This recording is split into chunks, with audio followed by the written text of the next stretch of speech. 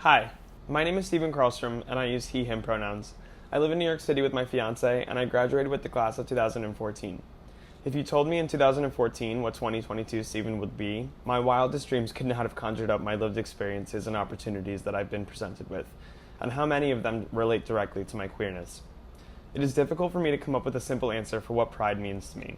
Every time I think about this question, my brain scatters to so many memories and emotions. Being gay is an integral part of my identity, and looking back, I realize that pride has meant something different to me every year since coming out, and it continues to evolve. I came out in November 2014, at the beginning of senior year of high school.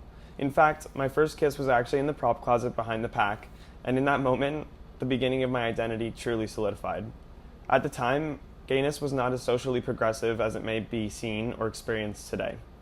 It was more than a year and a half before federal law allowed for gay marriage across the country, and I still wanted to like girls. I still longed to be part of the norm, and although I embraced my identity at the time, I certainly did not express myself or come into my own the way I wished I had and currently am able to do now.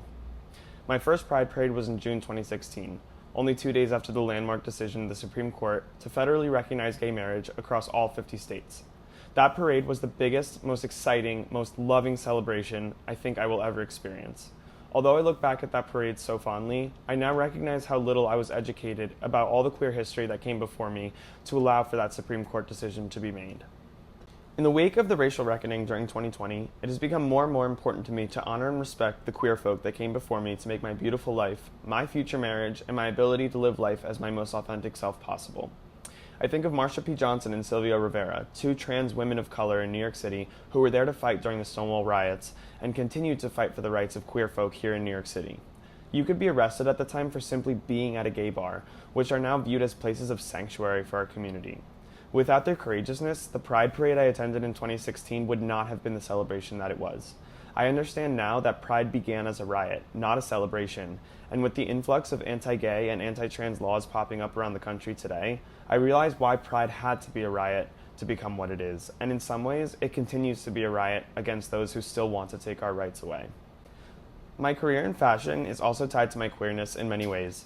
I started working at the Coach store in the Rockaway Mall almost immediately after graduating from Mount Olive, and I simultaneously had the opportunity to be signed to a modeling agency here in the city.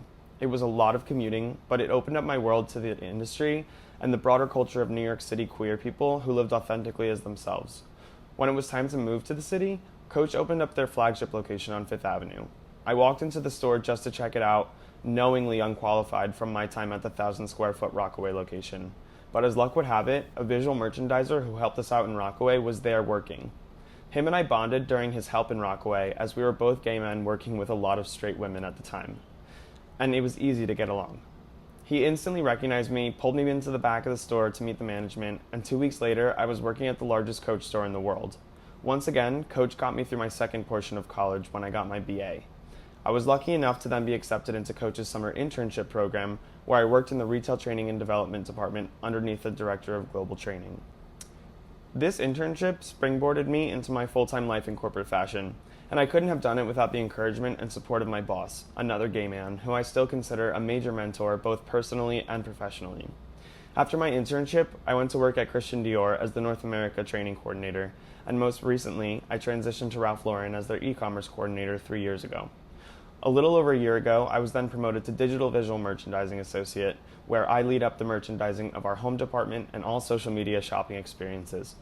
One of my career highlights is being part of our employee group, Ralph Lauren Pride, where I'm part of a small working group that brings to life Pride activations throughout the year. I'm currently working on an external speaker panel focusing on how clothing helps to shape the queer identity, moderated by none other than queer style icon and RuPaul's Drag Race star Carson Kressley, someone who I was able to contact because of his previous employment and positive experience as a gay man at Ralph Lauren. Personally, I'm an avid runner and recently accomplished a life goal of mine by running a half marathon. Interestingly enough, this is also tied to my queerness, as I couldn't have done it without being part of Frontrunners New York. Frontrunners is the largest LGBTQ+ running club in the world with over 800 chapters around the globe. And the people I've met in this club encourage me and challenge me to be a better person and a better runner. I would have not had the courage to sign up for the half marathon without my constant training and support from them. Our club consistently shows up as the majority team at New York Roadrunner events.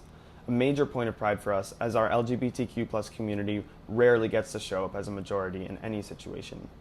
Our club is actually gearing up to host the Pride Run, a New York Roadrunner event that takes place each year the day before the Pride Parade.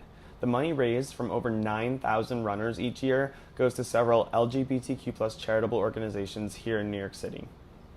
Being part of a marginalized community also gave me a unique perspective during the height of the pandemic. I was fortunate enough to get sent home and continue to work digitally without furlough, but outside my window, I watched my neighbors wait in line for food pantries and emergency kitchens. I walked past frozen bodies in trucks. I saw hospital tents set up in Central Park while running, bustling with people in PPE. I could not do it anymore, and I found a mutual aid poster in my neighborhood. Mutual aid is the concept of neighbors helping neighbors rather than a charity organization, and I was compelled to help.